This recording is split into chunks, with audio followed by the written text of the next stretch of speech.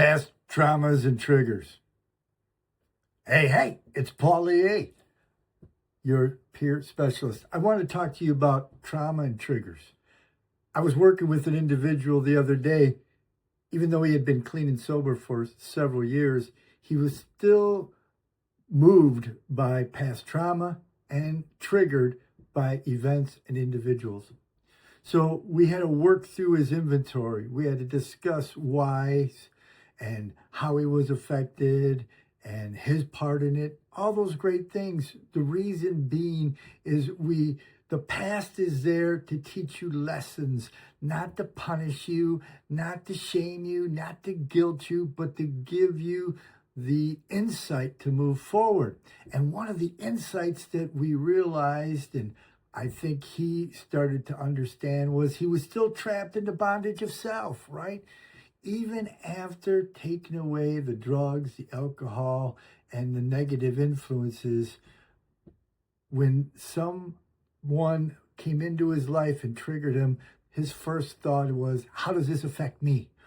It's all about me. What's going to happen to me? Blah, blah, blah. Me, I, self, and those things. That's alcoholism, right? The alcoholism is not about the alcohol. It's about the isms, the incredibly short memory, the I, self, and me, the internal spiritual malady. That's what so many of these individuals who want to talk about quit drinking and being sober. I get it. If you're a high bottom person and you never really experienced the phenomenon of craving, if you haven't destroyed your life completely, even without the use of drugs and alcohol, you won't understand this. But the point is, for some of us, we have to work through our past. That's what the 12-step programs are for. That's what smart recovery is for. That's what counseling is for. That's what all these support tools are for, right? They're to help you work through the underlying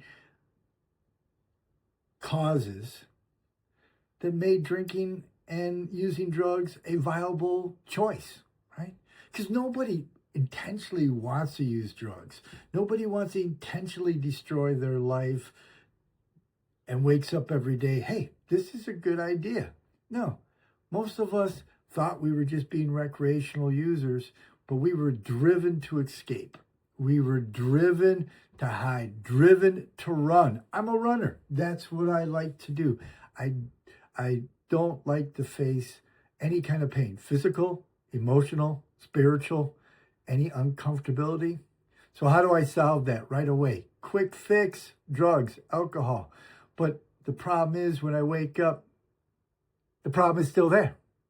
That's the situation, right? It's about my problems. And until I take accountability, face my challenges, face the issues upon which I am driven, consciously and subconsciously, I will never truly heal. I will never truly find serenity, peace, and be able to live in my own skin. So I encourage you individuals, to really take a look, an open-minded look at these programs and realize it's not just about the drinking. It's not just about the drugs. It's about the healing.